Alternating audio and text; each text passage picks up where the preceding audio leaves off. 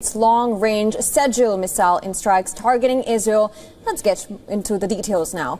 Now, Iranian media reported that Iran's The Middle East is once again at the brink of a broader military confrontation as tensions between Israel and Iran reach unprecedented levels.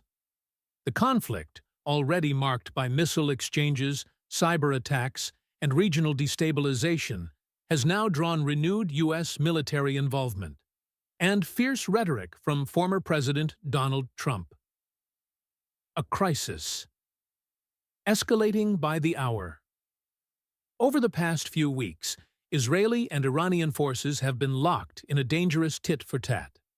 Iran has been accused of orchestrating rocket and drone strikes on Israeli positions via its proxies in Lebanon, Syria, and Iraq. Israel has responded with precision airstrikes deep into Syria and suspected Iranian military sites, killing senior commanders from Iran's Islamic Revolutionary Guard Corps, IRGC. In response to the escalating hostilities, the United States has significantly ramped up its military posture in the region.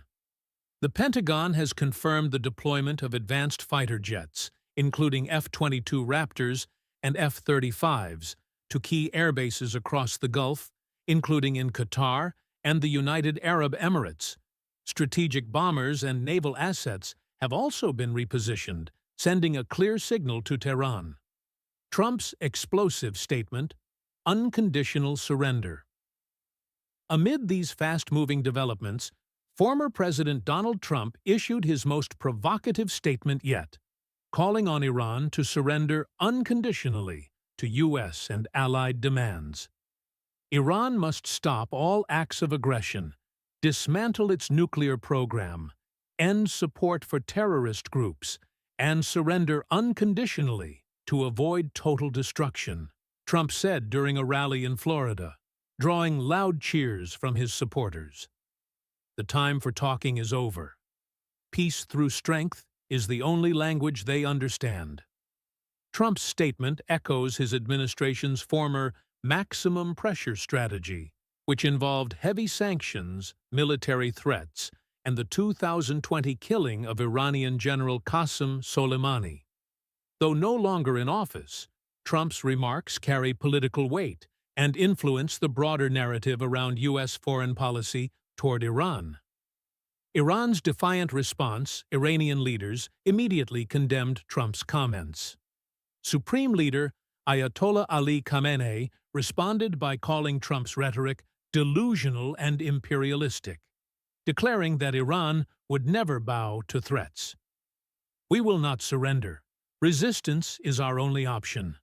The U.S. may bring its warplanes, but it cannot crush the will of the Iranian people," Khamenei said during a televised address. Iran has since placed its missile units on high alert and conducted nationwide military drills. The IRGC has warned that any attack on Iranian soil would be met with devastating retaliation across the region, including strikes on U.S. bases and Israeli cities. U.S. military posture, preparing for all scenarios. The Biden administration has not publicly echoed Trump's language, but its military moves suggest it is preparing for a worst-case scenario. Pentagon spokesperson General Patrick Ryder confirmed that additional fighter squadrons and missile defense systems have been activated across the Middle East. These deployments are precautionary, but necessary to deter further aggression from Iran and to protect U.S. personnel and allies, Ryder said at a press briefing. At the same time, back-channel diplomatic efforts are reportedly ongoing, with regional powers like Oman and Qatar attempting to mediate and prevent an all-out war. Regional and global stakes.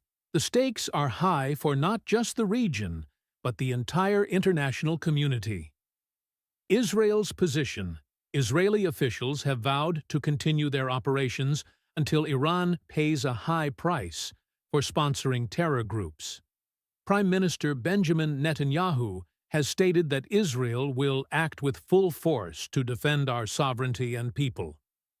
Oil and energy markets. With the Strait of Hormuz, a key choke point for global oil, potentially at risk, oil prices have surged and global markets are on edge. Hezbollah and other proxies, Iranian-backed militias in Lebanon, Iraq, and Yemen may escalate attacks, creating a multi-front conflict that could spiral beyond Iran and Israel. International reactions. European Union leaders have urged restraint, calling for immediate de-escalation. Russia and China have warned the U.S. against escalating the situation unnecessarily. What comes next? The next few days could prove critical. If Iran launches a retaliatory strike or U.S. warplanes initiate a direct attack, the region could descend into a full-scale war. Diplomacy remains possible, but diminishing fast. Trump's fiery call for unconditional surrender may rally support among his political base, but risks inflaming an already fragile situation. Whether this leads to negotiations or further violence remains to be seen. One thing is clear: the world is watching, and the next move from Washington, Tehran, or Jerusalem could shape the future of the Middle East for years to come.